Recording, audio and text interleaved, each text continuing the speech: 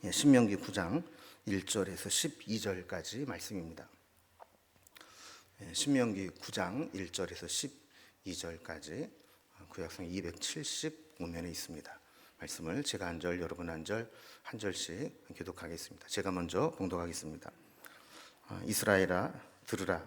네가 오늘 요단을 건너 너보다 강대한 나라들로 들어가서 그것을 차지하리니 그 성읍들은 크고 성벽은 하늘에 닿았으며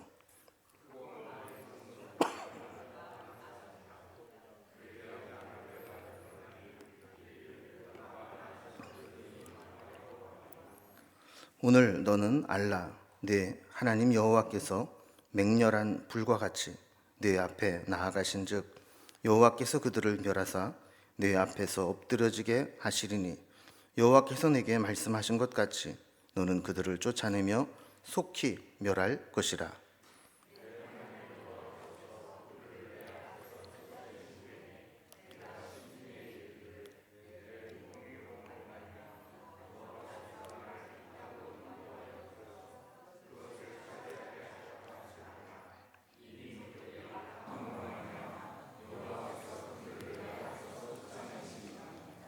네가 가서 그 땅을 차지함은 네 공의로 말미암음도 아니며 네 마음이 정직함으로 말미암음도 아니요 이 민족들이 악함으로 말미암아 네 하나님 여호와께서 그들을 네 앞에서 쫓아내심이라. 여호와께서 이같이 하심은 네 조상 아브라함과 이삭과 야곱에게 하신 맹세를 이루려 하심이니라.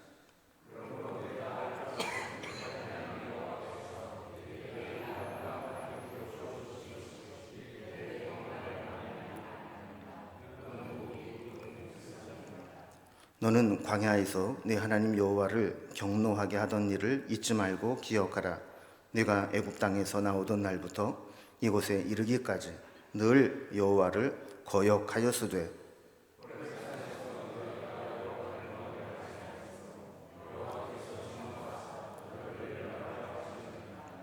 그때에 내가 돌판들 곧 여호와께서 너희와 세우신 언약의 돌판들을 받으려고 산에 올라가서 40주 40야를 산에 머물며 떡도 먹지 아니하고 물도 마시지 아니하였더니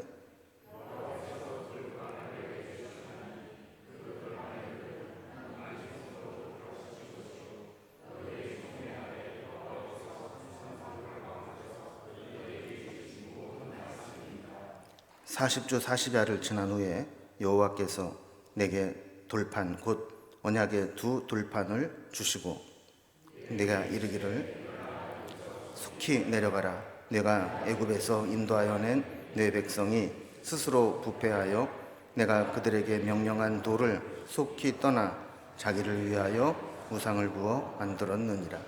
아멘. 그럼 사람이 정신력이라는 게 있습니다. 이 정신력이 참 중요합니다. 그런데 이 세상에는 정신력만 가지고는 안 되는 것들이 있습니다. 요즘 아시안컵 축구를 하고 있는데 이 축구를 보면 우리가 잘 알 수 있죠. 국가대표로 선발되어서 이렇게 시합을 하는 선수들 중에 정신력이 없는 사람이 있을까요? 아마 다 국가를 대표해서 나온 국가대표들은 이 정신력으로 무장하고 나왔을 겁니다. 그런데 정신력만 가지고는 선진 축구를 할 수 없다는 게 모두나 알고 있는 사실입니다. 그 팀의 수준을 이렇게 높이려면 먼저 철저한 분석이 있어야 되죠. 2002 월드컵은 우리 한국 교회의 수준을 이제 한 단계 높여놓은 그런 계기가 됐는데 사실 히딩크 한 사람의 능력으로 4강 신화를 이룬 것은 아닙니다. 함께 온 코칭 스태프들의 철저한 분석과 체계적인 대비가 있었기 때문에 가능했던 거죠. 그들은 와서 먼저 우리 팀의 장단점을 철저하게 분석했습니다. 왜 한국 축구가 안 되는가 그랬을 때 그 분석을 한 결과는 계파와 이 선후배 간의 유익의 관계 때문에 소통이 잘 이루어지지 않고 능력 위주의 선수 기용이 안 된다. 이런 것이 첫 번째 분석이었죠. 그래서 나이나 계파나 이런 것들을 다 철폐하고 막 서로 이름을 부르게 하고 방에 그냥 막 섞어서 막 집어넣고 이런 일을 했다는 겁니다.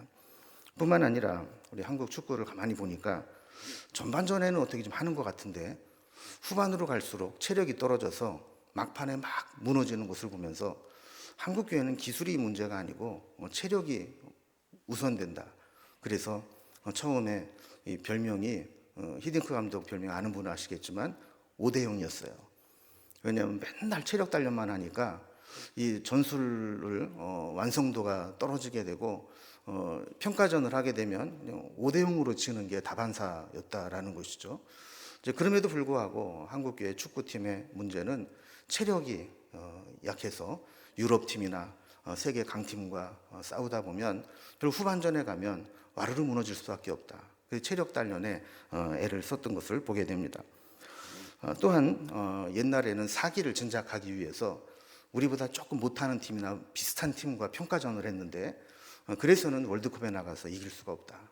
그래서 강팀들을 만나고 브라질 팀 만나고 프랑스 팀 만나고 독일 팀 만나면 주눅이 들어서 경기를 못했는데 그것을 이제 이겨내기 위해서 강팀과 돈을 주더라도 강팀과 평가전을 주선하곤 했었죠. 그리고 이 전력 평가단들이 상대방의 전력을 철저하게 분석을 해서 저들이 가지고 나올 이 작전들을 예측하고 거기에 대비한 전략들을 세우곤 했습니다. 그래서 우리가 그 전까지는 악으로 깡으로 정신력으로 달려들던 축구 수준에서 한 단계 높여서 전략을 세우고 분석하는 그런 축구로 거듭나게 된 것이죠. 축구만 그런 것이 아닙니다. 우리의 인생도 그렇습니다. 이스라엘 백성들이 가나안 땅에 들어가게 되는 과정도 마찬가지였습니다. 그냥 정신력만 있다고 가나안 땅에 들어가서 그 땅을 점령할 수 있는 게 아니었습니다. 그들이 들어가야 될 가나안 땅은 이스라엘 백성들이 오기만 기다리고 있다가 이스라엘 백성이 오면 막 성문을 열어놓고 막 프랜카드 써붙이고 어서 오라고 환영하는 그런 사람들이 아니었습니다. 그들에게 아주 비협조적이고 그들과 적대적인 그런 관계를 맺는 사람들이었죠. 근데 그들은 이미 가데스 바네아에서 정탐꾼을 보냈을 때 파악했던 것처럼 그 가나안 거민들은 안악자손이었습니다. 거인족이었다라는 거죠. 그리고 그들의 성은 하늘에 닿을 정도로 높은 성벽으로 무장한 그런 성읍들이었습니다. 객관적으로 볼 때 이스라엘 백성들이 그들과 싸워서 이기고 가나안 땅을 점령할 수 있는 그런 상대가 못 되었다라는 것이죠. 정신력을 가지고 부딪힌다고 이길 수 있는 것이 아니었다라는 겁니다. 그런데 결국에는 하나님께서 그들을 가나안 땅에 들어가게 하셨고 그 땅의 거민들을 물리치게 하셨습니다. 저들보다 월등히 강한 가나안 족속과 싸워서 그들을 몰아내고 그 땅을 차지하게 하신 것이죠. 그런데 하나님은 여기에서 머무르지 않고 이스라엘 백성들이 한 가지 요구하시는 게 있습니다. 너희들이 어떻게 승리했는지, 어떻게 너희들보다 강한 그 가나안 족속들을 몰아내고 그 땅을 차지했는지 그 승리의 이유를 알아야 된다라는 겁니다. 그래서 이스라엘 백성들이 어떻게 이길 수 없는 상대를 이기게 됐는지 그 원인을 철저히 분석하고 알고 있어야 가나안 땅에 들어가서도 그 가나안 땅에서 하나님 주시는 은혜와 축복을 계속해서 누릴 수가 있게 된다는 것이죠. 다시 말해서 승리에 대한 원인 분석이 잘못되면 혹시 어쩌다가 전쟁에 승리해서 가나안 땅에 들어갈 수 있을지는 모르지만 하나님께서 가나안 땅에서 지속적으로 주시는 은혜와 축복을 누리며 살 수는 없다라는 겁니다. 그리고 오늘 우리도 마찬가지입니다. 우리가 지금까지 살아온 것, 우리가 이만한 은혜를 누리며 살아가고 있었던 것, 그 원인과 비결을 알아야 된다라는 것이죠. 그래야 우리가 무엇을 붙잡고 살아갈 것인지, 무엇을 의지하고 살아가야 될 것인지 답이 나온다는 겁니다. 오늘 본문 말씀에서도 이렇게 우리에게 승리를 주신 이유를 제대로 분석해서 합당한 자세를 가지고 가나안 땅에 들어가서 살 것을 우리에게 권면하고 있습니다. 오늘 본문의 내용을 좀 단락별로 구분을 해보면 크게 두 부분으로 나눠지는데 앞부분 1절에서 6절까지는 이스라엘 백성들이 저들보다 강한 가나안 족속과 싸워서 이길 수 있었던 승리의 비결이 뭐냐, 그 이유가 뭐냐 하는 것을 말씀해 주십니다. 그리고 두 번째로는 이스라엘 백성이 착각하지 말아야 될 것은 이스라엘 백성이 잘나서 그런 게 아니라는 거예요. 이스라엘 백성은 역사적으로 볼 때 목이 곧은 백성이었고 하나님 앞에 심판받아 마땅한 족속이었음에도 불구하고 하나님의 은혜로 그들이 가나안 땅에 들어가게 된 것임을 기억하라라는 것을 이야기하고 있습니다. 먼저 첫 번째 단락을 좀 봅니다. 이스라엘 백성들이 자기네보다 강한 가나안 족속을 이길 수 있었던 이유가, 원인이 뭐냐? 그럼 우리는 세상살이가 종종 버겁게 느껴질 때가 있습니다. 우리가 세상에서 상대하는 것들이 어떻게 보면 우리보다 월등히 강한 가나안 족속들과 같은 것들일 때가 있습니다. 1절과 2절에 보면 이스라엘 백성들을 물리치고 들어가서 살게 될 가나안 땅, 그리고 그곳 살고 있는 백성들이 어떠한 자들인가를 상기시켜 줍니다. 먼저 1절에 보면 가나안 땅에 존재하고 있었던 나라들은 너희보다 강대한 나라들이다 라고 말씀합니다. 당시에 강력한 조직과 군대를 가진 가나안의 7 족속들이 있었습니다. 여기에 비하면 이스라엘 백성들은 사실 나라도 아니고 제대로 된 군대도 형성하고 있지 못했습니다. 그저 노예 집단이 해방을 해서 떼거지로 몰려다니는 그런 집단에 불과했죠. 또한 가나안 성읍들은 크고 성벽은 하늘에 닿았다고 이야기를 합니다. 그러니까 이스라엘 백성들이 자기의 힘으로는 도저히 이길 수 없는 그런 나라들이 가나안 족속이었다라는 겁니다. 2절에서는 그곳 살고 있는 가나안 족속들을 너희가 아는 대로 안악자손이라 이렇게 이야기를 합니다. 사람들이 안악자손에 대해서 뭐라고 얘기를 하느냐 하면 누가 안악자손을 능히 당하리요. 그러니까 그들은 이미 패배주의에 물들어 있었고 저 거인 족속 안악자손과 싸워서 이길 수 있는 자는 없다. 이렇게 승산이 없다고 판단을 했던 겁니다. 이미 가데스 바네아에서 정탐꾼을 보내었을 때 12명의 정탐꾼 중에 10명은 겁에 질려서 우리는 그들에 대한 메뚜기에 불과하다 이렇게 포기했던 그런 자들이었죠. 상황이 바뀐 게 없습니다. 40년이 지난 후나 그때나 그곳은 여전히 안악자손들이 살고 있었고 그곳의 성읍은 그렇게 견고한 성읍들이었다라는 겁니다. 이쯤 되면 이스라엘 백성들이 안악자손과 싸워 이기고 그 성읍을 점령해서 그 땅을 차지할 수 있다라고 언강생심 생각도 못할 상황이라는 겁니다. 그런데 3절에 보면 이런 객관적인 전력과는 다르게 이스라엘 백성들의 힘이 할 수 없는 것들을 하나님이 하시겠다고 말씀합니다. 그래서 하나님께서 맹렬한 불과 같이 내 앞에 나아가신다라고 말씀을 합니다. 그래서 그들을 엎드리게 하셨다라는 거죠. 여러분, 불은 하나님의 심판을 상징합니다.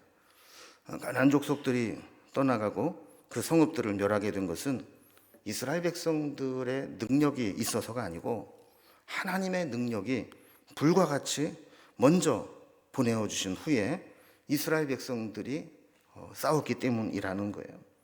그래서 3절 뒷부분에 보면 하나님이 맹렬한 불을 그들에게 앞에서 내보내신 후에 이스라엘 백성들에게 명령하신 내용이 나옵니다. 그것은 너는 그들을 쫓아내며 속히 멸할 것이라 라는 말씀입니다. 여기에 이 가나안 전쟁의 성격이 나옵니다. 하나님께서 마치 한포 사격이나 미사일로 포격을 하듯이 먼저 맹렬한 불로 가나안 땅에 먼저 앞서가신 후에 그들의 전열이 흐트러지고 당황한 사이에 이스라엘 백성들이 그때 말씀하신 대로 속히 그들을 쫓아가서 멸하라 하는 것입니다. 그래서 가나안 땅을 점령하게 된 것은 이스라엘 백성들의 능력이 아니라 하나님께서 먼저 그렇게 하셨기 때문임을 기억하라는 것이죠. 그래서 4절에도 보면 내 하나님 여호와께서 그들을 내 앞에서 쫓아내신 후에 내가 심중에 이르기를 이런 말씀으로 시작하는 것을 보게 됩니다. 심중에 이르렀다라는 것은 오해하고 착각했다라는 겁니다. 어떤 착각을 했느냐? 가나안 땅을 정복하고 나서 그들이 생각하기에 우리가 열심히 잘 싸워서 가나안 땅을 점령했구나 이렇게 심중에 착각을 할 수 있다라는 거예요. 그래서 자기 힘으로 정복한 것은 아닐지라도 적어도 4절 중간에 있는 말씀과 같이 자기가 하나님 앞에 공의로움을 보였기 때문에 하나님이 가나안 땅을 주셨다, 이렇게 생각할 수 있다라는 거예요. 그리고 우리도 그렇습니다. 우리가 어느 정도 살고 나면 그래도 내가 하나님의 은혜로 여기까지 왔지, 이런 생각만 하는 게 아니라 그래, 내가 복 받을 만한 짓을 했으니까 하나님도 복을 주시는 것이지, 이렇게 생각하기가 쉽다라는 것이죠. 그러나 이스라엘 백성들의 실상을 우리 하나님께서 말씀하시는데, 이스라엘 백성들은 광야에서 늘 불평하던 족속이었습니다. 늘 애굽을 그리워하고 틈만 나면 원망하고 우상을 섬기려고 했던 자들입니다.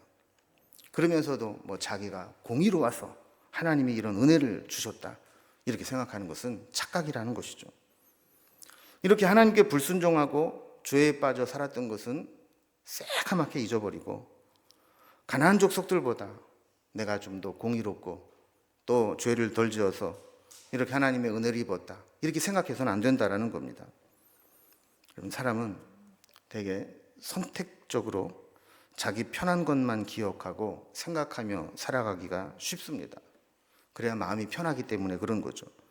우리는 종종 자기만의 생각에 빠지고 자기만의 이 세계에 갇혀서 상식 밖의 생각을 하고 상식 밖의 행동을 하는 사람들을 봅니다. 왜 그렇게 말도 안 되는 생각과 행동을 할까? 이렇게 보면 결국에는 자기에게 유리하고 자기에게 편한 것만 기억하고 생각하며 살아가기 때문입니다. 이런 사람들의 특징은 어떠냐 하면, 자기는 무척 똑똑하고 의로운 줄 압니다. 자기는 엄청나게 똑바로 신앙생활 잘하고 있다고 생각합니다.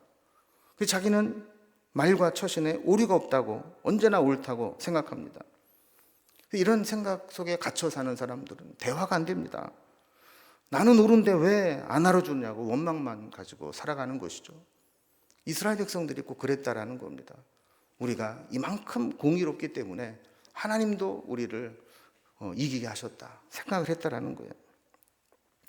여기에 대해 하나님이 뭐라고 말씀하시느냐 하면, 이스라엘 백성들이 공의롭기 때문에 그런 것이 아니고 가나안 족속들이 심판을 받을 수 없을 정도로 그 악이 극에 달했기 때문에 심판하신 거라고 말씀하는 거예요. 5절에 보면, 네가 가서 그 땅을 차지함은 내 공의로 말미암음도 아니며 내 마음이 정직해서도 아니다 라고 말씀하죠. 그러면서 다만 이 가나안 민족들이 악함으로 말미암아서 그 땅을 주셨다는 거예요. 그래서 우리가 이 성경을, 구약을 읽으면서 자칫하면 오해를 하기 쉬운 게, 하나님이 너무 잔인한 하나님이 아니냐, 아무리 하나님이라도 그렇지 어떻게 가나안에 이미 살고 있는 사람들을 내쫓고 그들을 쫓아내고 그 땅을 차지하게 하느냐, 이렇게 착각을 하기 쉽습니다. 근데 하나님께서는 분명히 말씀하시는 거죠.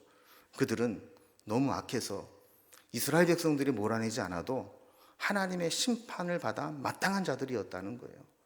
그래서 이스라엘 백성들을 통해서 그들을 하나님의 심판을 대행한 것이고, 그들을 쫓아내고 그 땅을 차지하면서 살아가게 해주신 거라는 겁니다.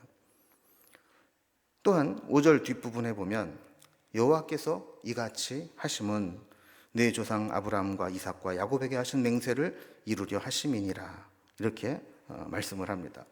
자, 그러니까 하나님께서 이스라엘 백성들을, 그들보다 강대한 가나안 족속들을 몰아내고 그 땅을 차지하게 하신 이유가 두 가지라는 겁니다.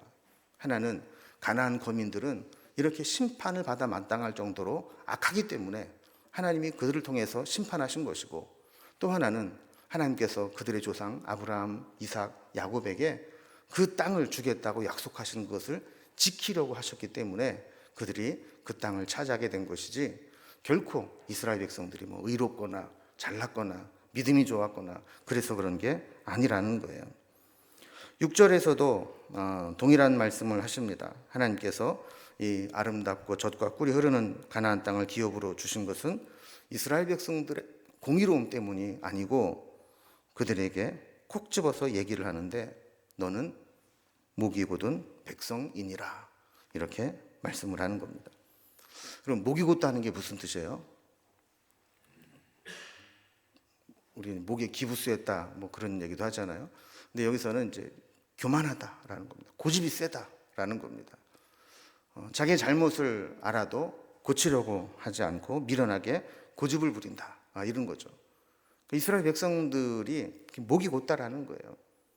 그래서 두 번째 단락을 보면 이 목이 곧은 이스라엘 백성들의 이 과거의 경험을 이야기하면서 너희들은 과거에 어떻게 했는 민족인지를 보고 역사적으로 교훈을 좀 삼아라, 이렇게 말씀을 하는 거죠. 그래서 아까 6절 마지막 부분에 너는 목이 곧은 백성이라 이렇게 말씀하신 것처럼 이제 이스라엘 백성들이 왜 목이 곧은 백성이라 하는 말씀하시는지 예를 들어서 반박하지 못하도록 예를 들어 설명을 합니다.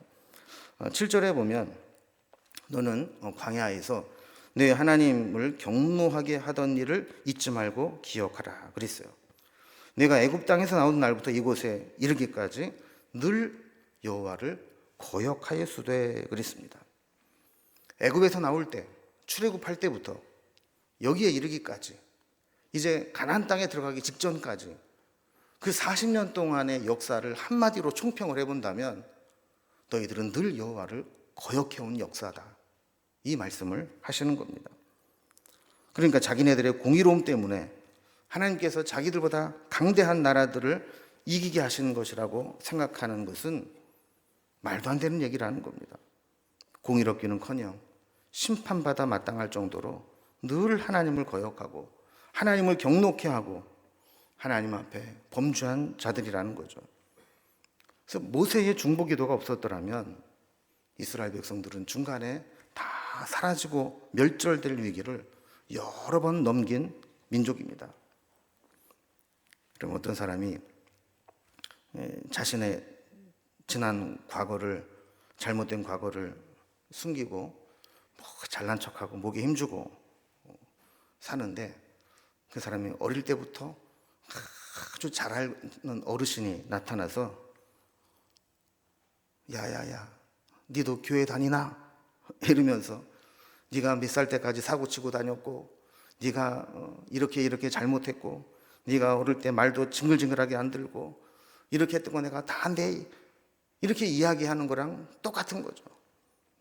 이스라엘 백성들이 어떻게 여기까지 와서 이제 가나안 땅에 들어가게 되면 우리가 잘나서 그런가 봐 착각하게 되는데, 하나님은 나는 니들의 과거를 알고 있어.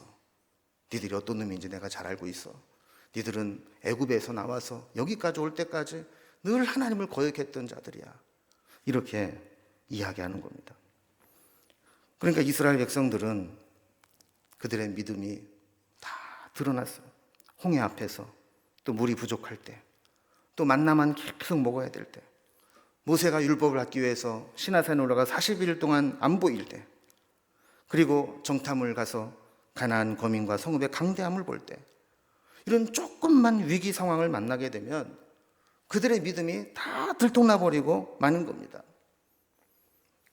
여러분, 위기를 만날 때 어떤 사람은 그 사람의 신앙과 믿음이 검증되는 사람이 있습니다. 그래서 저런 고난을 당하고 저런 신앙의 위기를 만나는데 역시 믿음으로 잘 이겨내는구나, 이렇게 위기가 그 사람의 신앙을 검증해주는 그런 사람이 있어요.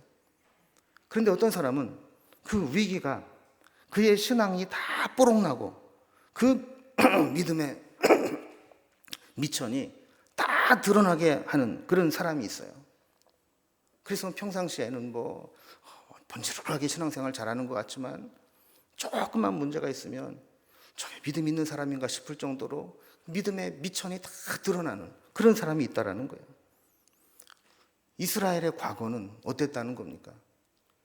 출애굽해서 모압 땅에 올 때까지 그들의 과거는 조금만 어려움이 오고 위기를 만나도 그들의 믿음과 신앙의 미천이 다 드러나는, 늘 불순종하고 원망하고 애굽이 낫겠다고 애굽으로 돌아가겠다고 하고 우상을 만드는 그런 일을 했다라는 거예요. 그러면서 8절에서는 호렙산에서 하나님을 경노케 했던 사건을 한 가지 이야기합니다. 그 경고의 심각성을 나타내기 위해서 이스라엘 백성들이 과거에 저질렀던 것 중에 가장 큰 잘못을 하나 회상하도록 만드는데, 그게 바로 금송아지 사건입니다. 그래서 9절부터 12절까지 이 금송아지를 만든 사건을 설명하는데, 먼저 이 금송아지 우상을 만들기 바로 직전에 이 모세가 하나님 앞에 율법을 받기 위해서 시내산에 올라갔던 배경을 설명합니다. 9절에 보면 모세는 하나님의 말씀대로 율법을 받기 위해서 시내산에 올라갑니다. 40일 주야를 떡도 물도 먹지 않고 금식하면서 하나님께서 주시는 율법을 받기 위해서 기다렸다고 그랬습니다. 10절에 보면 드디어 하나님께서 이 두 돌판에 친히 율법을 새겨 주셨다라고 말씀을 했습니다. 여러분 얼마나 감격스러웠겠어요. 우리가 눈으로 못 봐서 알 수는 없겠지만 제가 상상하건대 하나님께서 어떤 이 큰 바위에 불꽃이 팍팍팍팍 튀게 하면서 이 돌판 두 개를 만드시더니 거기다가 십계명을 다 새겨주지 않았겠습니까? 이 돌판을 받아가지고 내려갈 때 이 모세가 얼마나 감격스럽겠어요. 이걸 가지고 이제 이스라엘 총회를 소집하고 내가 하나님께 이런 말씀 받아왔다 선포를 해야 되는데 11절에 보면 모세가 이렇게 시내산에 올라와서 40일을 주야로 금식하면서 율법을 받아서 내려왔다라고 이야기를 합니다. 그런데 12절에 보면 하나님이 율법을 주시면서 모세에게 일어나서 여기서 속히 내려가라 이렇게 말씀을 하시는 거예요. 왜 그랬는가? 이스라엘 백성들이 그 40일을 못 기다리고 우상을 만들어서 섬겼다는 겁니다. 16절에 보면 그 우상이 금으로 송아지를 부어 만들어서 우상을 섬겼다고 했는데 이 송아지 우상은 애굽에서 섬기던 아피스라고 하는 우상이었습니다. 물론 그들은 몸은 애굽에서 나왔지만 정신적으로나 종교적으로는 여전히 애굽의 속박에서 벗어나지 못하고 있었다는 거죠. 그럼 우리도 그럴 수 있습니다. 교회 오래 다니면서 겉모양은 성도로 거룩해 보이고 신앙생활하는 교인으로서의 세련된 모습은 가지고 있을지 모르지만 여전히 우리의 생각과 우리의 마음의 중심은 세상적이고 믿기 이전에 육체의 본성을 따라 끌려다니고 감정에 이끌려 다니는 그런 삶을 살아갈 때가 있다라는 겁니다. 이제 오늘 말씀을 좀 정리해 보겠습니다. 우리가 하나님 앞에 은혜를 받고 여기까지 왔습니다. 우리가 지금까지 살아온 것은 은혜 아닌 것이 없습니다. 그런데 착각하지 말아야 될 것이 있습니다. 우리가 잘 믿어서 신앙생활을 잘해서 하나님이 은혜를 주신 것이 아니고 하나님께서 그저 우리를 사랑하시고 은혜를 베푸셨기 때문에 여기까지 온 거라는 겁니다. 여러분, 신앙생활이라고 하는 것이 바로 이렇습니다. 내 힘으로 살아갈 수 있는 게 아닙니다. 만약에 내 힘으로 살아가야 한다면 내 힘이 떨어지면 그때부터는 불안해서 못 사는 겁니다. 그러나 내 힘으로 살아가는 것이 아니고 은혜를 베풀어 주시는 하나님의 능력으로 살아가게 된다면 하나님의 능력이 사라지지 않는 한 우리는 계속해서 필요한 은혜를 공급받게 되는 겁니다. 바라기는 우리가 한 해를 이제 시작하면서 우리 하나님께 그 은혜를 구하면 좋겠습니다. 하나님, 우리는 부족하지만 위로부터 부어주시는 하나님의 은혜가 끊어지지 않기를 원합니다. 우리가 그 하나님의 은혜를 붙잡고 살아가기를 원합니다. 우리보다 강대한 가나안 족속과 같은 문제들이 있다 할지라도 하나님께서 맹렬한 불을 내보내셔서 우리로 하여금 그 땅에 들어가게 하시는 것처럼 우리의 한계와 우리의 능력으로 할 수 없는 것들, 그 속에 하나님이 맹렬한 불길을 내보내듯이 우리 앞서 하나님의 능력을 나타내 주옵소서. 그렇게 기도하면서 우리 한 해를 살아가면 좋겠습니다.